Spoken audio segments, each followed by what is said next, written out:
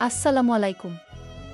শুরু করছি নিষিদ্ধ চাহনা পর্ব ১ লেখিকা সারা চৌধুরী।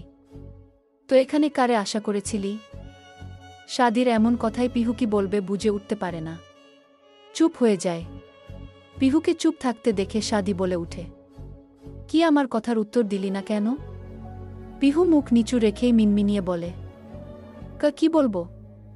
পিহুর এমন মিনমিন করা শুনে সাদির রাগ উঠে মাথায়, তবে এই সকাল সকাল রাগ করতে চায় না, তাই ঠান্ডা কণ্ঠে বলল, চোখে পানি কেন? পিহু চুপ রইল। পিহুর চুপ থাকা সাদির কাছে সব উত্তর পাওয়া হয়ে গেল, তবে পিহুর নিস্তব্ধতা সাদির খুব রাগ লাগে। সাদি কথস ঘুরাতে এবার একটু শক্ত কণ্ঠে বলে, তোর নাবিলের সাথে সম্পর্ক কিসের? নাবিলের কথা শোনা মাত্রই পিহু কেঁপে উঠে, ভূত দেখার মতো চমকায় মনে মনে। এখন কি উত্তর দিবে সে?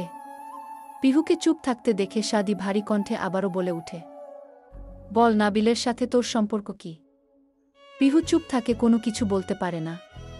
কাল রাতে সাদি তার কিছু ছেলেপুলের কাছ থেকে নাবিল এর বায়োডাটা নিয়েছে, শুধুমাত্র পিহুকে চিনে বলে। আর তারপর দেখে খেলা অন্য জায়গায় খেলা হচ্ছে। সাদির তখনই রাগ হয়, তবে প্রকাশ করে না। রাতেই মনে হচ্ছিল পিহুকে গলা চেপে দিতে আর নাবিলকে মেরে দিতে, তবে সে তো সম্ভব না। পিহুকে চুপ থাকতে দেখে সাদির মাথায় রক্ত উঠে যায়। দরজার পাশ থেকে রুমে ঢুকে আসে। সাদিকে রুমে আসতে দেখে পিহু জড়সড় হয়ে যায়। ভয় পায় সে সাদিকে, আর আজ নাবিলের বিষয়ে জানতে চাচ্ছে। সাদির পিহুর ঠিক এক হাত দূরে এসে থেমে খুব কষ্টে ঠান্ডা গলায় বলে, শেষবার বলছি, নাবিলের সাথে তোর কিসের সম্পর্ক? পিহু জানে এবার কোনো উত্তর না দিলে তাকে কয়েকটা জোরালো চড়ের স্বাদ নিতে হবে, তবে পিহু তাতেও রাজি। তাও এই নাবিলের বিষয়ে বলবে না, কারণ সে জানে না নাবিল কিছু বলেছে কি আদেও সাদিকে। এখন যদি পিহু উল্টা পাল্টা কিছু বলে, ওদিকে নাবিল যদি অন্য কিছু বলে, তবে দুজনেই ধরা খেয়ে যাবে। সেজন্য পিহু হাঁটুর ভিতরে মুখ গুজে আরও জড়সড় হয়ে যায়। সাদি পিহুর চুপ থাকা দেখে প্রচণ্ড রেগে যায়। তার দুটো জিনিস খুব অপছন্দ, প্রথম, কেউ তার প্রশ্নের উত্তর না দিয়ে চুপ থাকলে, আর দ্বিতীয়ত, কেউ তার জিনিস চোখ দিলে। হঠাৎ পিহু অনুভব করে বাতাসে ভাসছে সে, সাথে পুরুষালী একটা গন্ধ তার নাকে এসে বারবার ধাক্কা দিচ্ছে। পিহু চোখ পিট পিট করে খুলতেই চোখের সামনে সাদির মুখের একপাশ টের পায় প্রচণ্ড গম্ভীর। তখন সাদি নিজের রাগ কন্ট্রোল করতে না পেরে পিহুকে জোর করে কোলে তুলে নিয়ে নিজের রুমের দিকে হাঁটা শুরু করে। এদিকে পিহু সাদির কোলে নড়ে উঠে, ভয়ে তার কলিজা শুকিয়ে যায়। সাদি খুব শান্তভাবে নিচে একবার তাকিয়ে পিহুকে নিয়ে নিজের রুমে ঢুকে বিছানার কাছে এসে বিছানায় এক প্রকার ছুঁড়ে মারে পিহুকে। তারপর সাদি গটগট হেঁটে গিয়ে দরজার ছিটকানি সবগুলো লাগিয়ে দেয়, সাথে জানালা দরজা সব লাগিয়ে লাইট জ্বালিয়ে দেয়। সাদির এমন করা দেখে পিহু ভয় পেয়ে যায়। এদিকে বিছানায় পড়ে নিজের কোমরে বেশ ব্যথা পেয়েছে পিহু। চোখের কোণে পানি এসে জমা হয়। সাদির এবার পিহুর সামনে এসে পকেটে হাত গুজে দাঁড়ায়, তারপর পিহুকে পরখ করে শান্ত কণ্ঠে বলে, এই মেয়ে তোর উড়োনা কই? সাদির কথায় পিহু নিজের দিকে তাকায়। এতক্ষণ তো গায়ে উড়োনা ছিল, এখন কই গেল? পিহু তাড়াতাড়ি করে 2 হাত বুক জড়িয়ে ধরে সাদির কমফর্টারটা টেনে নিল। সাদি শান্ত দৃষ্টিতে তাকিয়ে রইল তার ছোট সপ্তাদশীর দিকে। সাদির নাবিলের কথা মনে পড়তেই হাত মুষ্টিবদ্ধ হয়ে গেল, মুখের ভাব গতি শক্ত হয়ে গেল। সাদি এবার বেশ কঠিন কণ্ঠেই বলল, এবার বল, নাবিলের সাথে তোর সম্পর্ক কি? এবার না বললে তোরে মেরেই ফেলব। পিহু কেঁপে উঠে, তবে কি বলবে সে যে নাবিল তার বয়ফ্রেন্ড না? এই কথা বললে সাদি তাকে মেরে ফেলবে। পিহু এবার ফুফিয়ে কেঁদে উঠল, এটাই একমাত্র উপায়। পিহুর এমন কান্না দেখে সাদি বেড সাইড এ রাখা কাচের পানির জগটা ছুঁড়ে মারল মেঝেতে, সাথে সাথে বিকট শব্দে ভেঙে গেল জগটা। পিহুর কান্না থেমে গেল। সাদির রাগী দৃষ্টি দেখে পিহু আস্তে করে বলে উঠল, নাবিল ভাই হলো জেরিনের ভাই। জেরিন কে? নাবিল ভাইয়ের বোন। জেরিন তোর কি হয়? Best friend. তো নাবিল তোর কি হয়? ভাইয়া? তুতলাচ্ছিস কেন? কই তো আজকাল মানুষ ভাইয়ার সাথে ফেসবুকে রিলেশনশিপ স্ট্যাটাস দেই বাহ। কথাটা বেশ ব্যঙ্গ করেই বলে সাদি।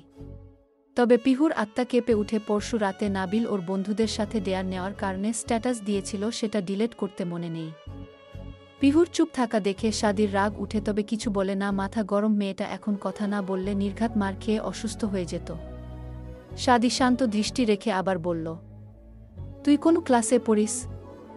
Inter first year. তোর বয়স কত? 17 বছর? কয় মাস? 9 মাস? ওহ, তোরে কৈফিয়ত দিব কেন? শাদির কথায় পিহু কেঁপে উঠে চোখ দিয়ে অঝরে পানি পড়তে থাকে। শাদি পিহুর দিকে তাকিয়ে বলে, চোখে পানি কেন? আমি কিছু বলেছি? আপনি চাচিকে বলে দিবেন সব, উনি খুব কষ্ট পাবে, দয়া করে বলিয়েন না। সেটা আমার ব্যাপার, তুই যা এখান থেকে, রাগাস না। পিহু শাদির হাত ধরে ফেলে, পিহুর চোখের এক ফোঁটা অশ্রু এসে পড়ে শাদির হাতে। পিহু কেঁদে ফেলে। শাদি বিরক্ত, রাগ মিশ্রিত এক অনুভূতির শিকার, এক নিষিদ্ধ চাহনা তার মনে উতলে পড়ছে। শাদি পিহুর হাত ঝাড়া মেরে ছাড়িয়ে সপাটে চর বসালো পিহুর গালে। পিহু টাল সামলাতে না পেরে বিছানায় পড়ে গেল। শাদিও বুঝল না নাবিলের ব্যাপার মাথায় আসলেই কেন তার প্রচণ্ড রাগ হচ্ছে, শেষ করে দিতে ইচ্ছা হচ্ছে সবকিছু। শাদির চর খেয়ে পিহু হতভম্ব, চোখের কার্নিস বেয়ে অশ্রু গড়াতে লাগল। শাদি বেশ ভারী কণ্ঠে বলে উঠল, আমার রুম থেকে বের হও। আইছে, গেট আউট। শাদির কথা পিহুর কানে গেল না। তবে পিহুর প্রচণ্ড রাগ হলো, সাথে প্রচণ্ড অভিমান। তবে অভিমানটা কার উপরে হলো? হয়তো নিজের উপরে। শাদি পিহুর হাত ধরে জোরে টেনে উঠে দাঁড় করালো, তবে পিহুর সাদা মুখশ্রী কাঁদমতে কাঁদতে লাল বর্ণ ধারণ করেছে। শাদির সেদিকে তাকিয়ে মায়া হলো, তাই ধীর কণ্ঠে বলল, মার না খেতে চাইলে বের হো আমার রুম থেকে। পিহুর ও আর মন চলছে না, ভেঙে যাচ্ছে হৃদয়। খুব কষ্ট হচ্ছে, সব কথা মনে পড়ছে অল্প করে, যত কষ্টের কথা। পিহুর রাগ হয় সেটা নিজের উপর, এমন পরিবারে জন্ম নেওয়ার জন্য প্রচণ্ড রাগ। পিহু উল্টো পাশ ঘুরতেই শাদির চোখ গেল পিহুর ঘাড়ের পাশ দিয়ে কয়েক ফোঁটা রক্ত গড়িয়ে পড়ছে। শাদি কিছু না ভেবেই পিহুর ঘাড়ে হাত দেয়। শাদির হাত দিতে দেরি, তবে পিহুর ঘুরে শাদিকে চর দিতে দেরি হয় না। পিহুর আগের বসে বেশ জোরেই চর লাগাই শাদির লাগে। শাদি চোখ বড় করে তাকায়। পিহু বেশ কঠিন কণ্ঠেই বলে, এখন কি আবার আমার শরীর লাগবে আপনার? 3 বছর আগে এই মেয়েটাকে একবার নরক যন্ত্রণা দিয়ে ভালো লাগেনি আপনার?